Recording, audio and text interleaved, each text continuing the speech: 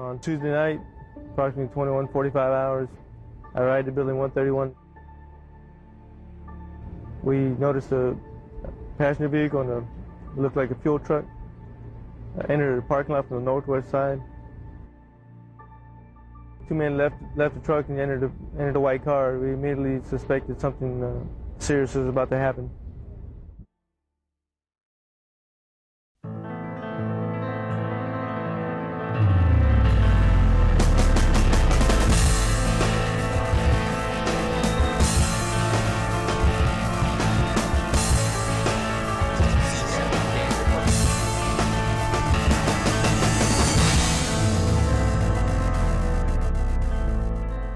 Destruction, death, devastation. By now, we're all too familiar with terrorist bombers ready, willing, and able to target the vulnerable. But let's go back 20 years to 1996. After U.S. and coalition forces ousted Iraqi military forces from Kuwait through Operation Desert Storm, Operation Southern Watch kicks off. It's a campaign enforcing a no-fly zone over southern Iraq to the borders of Kuwait and Saudi Arabia. King Abdulaziz Air Base, or as many refer to it as Dhahran Air Base, was where coalition aircraft operated. A lot of airmen saw it as a choice deployment. Hey, rock and roll, buddy! They lived just a kilometer east of base in a high-rise complex called Khobar Towers. I found out I was going on my first deployment to Dhahran, to Saudi Arabia, in support of Operation Southern Watch. As far as the desert is concerned, it was my first assignment and or first deployment, and I actually volunteered for that one. I was the law office manager, and I supported 2 JAGs, and my duties included providing support for claims, like if somebody's uniforms or their personal possessions got damaged in the move over. I ended up going over to do what I did in my peacetime or in garrison, which is civil engineering. I was going over to be the pavements engineer at the 4404th Provisional Wing. You had everything. You had a room with an actual bed, air conditioning, you had everything. Nobody really thought about the threat. It was a fairly permissive environment. People talked about the ability to go off base and to do different things around the area. So I mean, we still had our wartime mission to accomplish, but it wasn't where we were wearing body armor. We weren't thinking that we were going to get shot at. It was really quiet. It was a really quiet assignment up until the incident, and then after that it was really busy. In November 1995, the Office of the Program Manager, Saudi Arabian National Guard in Riyadh, was hit with a car bomb, leaving 7 people dead, including 5 Americans. Before this, Saudi Arabia saw little terrorist activity. Officials became concerned. They gain intel that the terrorists are set on targeting U.S. forces in Saudi Arabia, particularly Khobar Towers. The alert status of the complex is raised from ThreatCon Alpha to ThreatCon Bravo. Security police ramp up their efforts, doubling guards on gates, increasing patrols, and bulking up perimeter security. And I remember OSI talking to all of us at the Right Start brief, and they said that the Khobar Towers complex was the number 2 target for terrorists in the world at the time. Individually, you would see things happening around the base that were suspicious, people watching with binoculars, taking photos of the compound, those kinds of things. So you kind of had an idea, because that was pretty much part of your job, is to watch what was going on. In January 1996, Air Force OSI presented its vulnerability assessment of the base. They ID threats to Khobar Towers, including vehicle bombs. The wing promptly implemented 36 of the 39 security recommendations. In April, the Saudi government announced the arrest of the terrorists responsible for the attack in Riyadh. The American embassy warns of retaliation against Americans in Saudi Arabia. Back on base, security police set up observation posts on top of the complex at each of the 4 corners. This setup would be critical on June 25, 1996. We had just finished playing volleyball, and it was like a tournament. and that the different squadrons had. And then after that finished up, everybody went into the rec center and we were watching a movie. Even though it was a normal day, it wasn't one. There was something that just stood in the back of my mind that it just didn't seem right. And I couldn't put my finger on it. There was nobody shooting at us or anything like that. It just was a weird sense. On this night, Sergeant Guerrero was acting flight sergeant for security police, conducting his post check and visiting the SPs stationed on the roof of Building 131. Lieutenant Harner was out for a jog around the compound, then made his way to his room on the 6th floor of Building 130 to finish stretching. It's nearly 10 p.m. Where we overlooked was a parking lot of a mosque that was being built. The parking lot was never used. That evening when I'm out on the balcony, I thought it was a little unusual that I saw a vehicle pulling into the parking lot. We initially spotted him at the intersection, and seen him come across the intersection into the parking lot. So it was only a matter of about a minute and a half that when we first noticed him until when they actually were able to park. It was a big cylinder type truck, and I watched it as it drove right in front of me.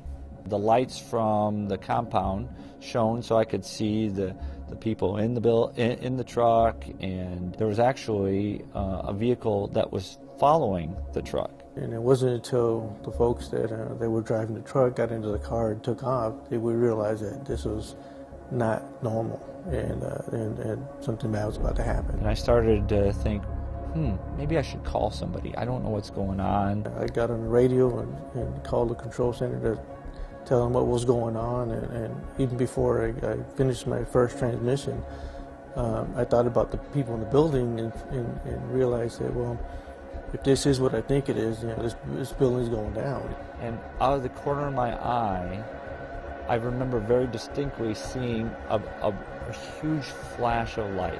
We're still in the process of trying to get everybody out, and it went out.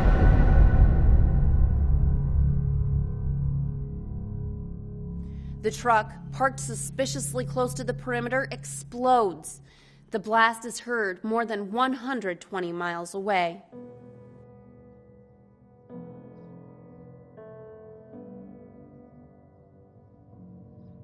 The lights flickered, and then I heard a deep boom, and then I remember like smoke, not smoke, but like dust billowing in. I put my hand up just as the blast hit, right over my eyes. It was instinctual. It could be any number of reasons. And when the blast hit, it hit hard. I was on the 7th floor. I was just about to leave one of the suites to get back into the main lobby when it hit. You heard it go off, and the next thing I knew, everything was pitch black. I couldn't hear anything. I couldn't see anything. And, just feeling around, and just trying to figure out, what just happened. Talking to some folks afterwards, the day or two afterwards, they were shocked that, when they heard my voice, because they thought that building was gone. The person, I was sitting at a table, and that person told me that I had been knocked unconscious, and I didn't even notice, or I didn't realize that until later. It shredded my face, and my shoulder, and my arm, and my leg. The sliding glass doors were plate glass. They weren't safety glass at the time. So literally, as I've described through the years, I ate that sliding glass door. First, we had to clear debris in front of the doorway because a lot of things had blown in front. We'd hear people inside. We could hear people screaming from inside out the window. There was probably about 10 or 15 of us pulling things away from the front door and trying to get that open. Blood was running into my face and my eyes. So my first indication that I need to do something is I need to get out of this building. With his vision impaired and badly bleeding, Lieutenant Harner tried to feel his way out of his room. Next door at Building 131, Sergeant Guerrero was still trying to get to the victims trapped inside. I went up to the 2nd floor to one of the suites facing the fence line, and I seen an individual that was laying on top of a pile of rubble. and he was covered head to foot in blood. And I looked down at his calf, and he's got a hole that's big in his calf. You can see right through it. And then I look at his other one, he's got another hole there. He's barely moving. And so I call for a stretcher. I go deeper into the building to see if I can find any more people. And I see another pile of rubble that was pretty deep, and I see a bare foot sticking out of it. And you could tell whoever's underneath there is no longer with us. Everything starts going blurry and very slow motion, and it kind of fades out for a few seconds.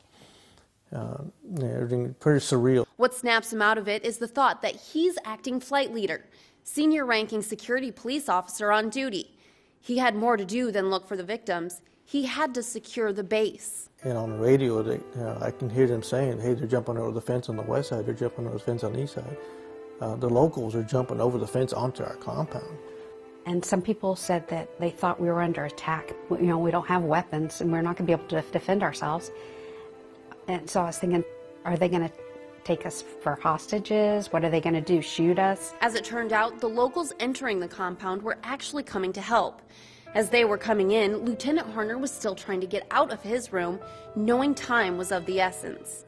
I look out my small window and I yell, is there anybody out there? I remember distinctly yelling as loud as I can. And I can tell you that it was dead silence. I patted down myself and everything seemed to be okay until I got my hand to my leg. And then my hand went halfway into my leg. I wasn't feeling any pain. It was obviously shock at the time. And I wrapped another cloth around my leg. And the next thing I thought of is, hey, let me see if I can try to get out. I heard somebody yelling, there's a guy dying on the 4th floor. He's going into shock. And I went with about 4 or 5 other people up the stairs to the 4th floor. And there was a man there in a puddle of blood. Rescuers grabbed a door blown off its hinges and used it to carry him downstairs to wait for medical responders. They went back inside and I stayed with him. Nobody else was there but me. And I was I was with one hand holding his hand and with the other hand holding his chest wound. And I was saying, hold on, it's going to be okay. His hand was really cold. And he was saying, oh God, oh God. And I said, please, please hold on.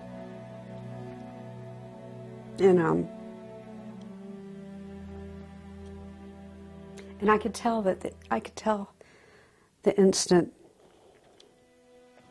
that the life left his body.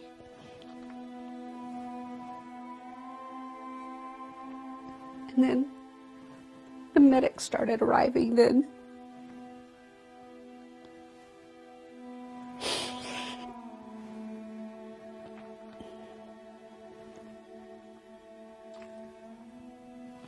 And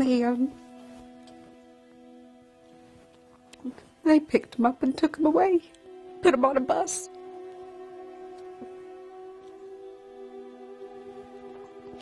And I just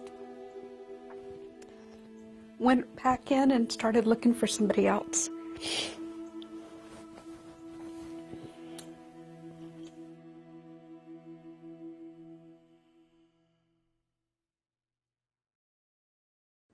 In all, 19 airmen were dead. Hundreds were wounded. Work continued through the night and throughout the next several days, but the images and the memories still linger for those who were there. I thought I was suffering from just being sleep deprived. I wasn't really sure what was going on, but I later came to find out I was having epileptic seizures, and that I was actually, when I was knocked unconscious, I had a brain injury. I was having pain on my forehead about a couple months afterwards, and it come to find out that they had to dig a piece of fence out of my skull that they had missed before. It's helped to talk to some of the other survivors and know that share that, the same feelings, like the startle response whenever there's a bombing on during a movie or something like that. I thought maybe that I was just overreacting, or feeling anxious and anxiety when you're in a crowded place, and that makes no sense at all to me. What does that have to do with Khobar? I didn't know. I had, for probably a month or two after I returned to the States, reoccurring nightmares, and I couldn't go in front of large crowds. After the incident, it was, people recognized me, hey, you did that, or, and so it was fairly uncomfortable for me, in the first few years, I guess. I didn't want to be known as the guy on the roof. I have nightmares. I have guilt. I wish I would have been able to do more.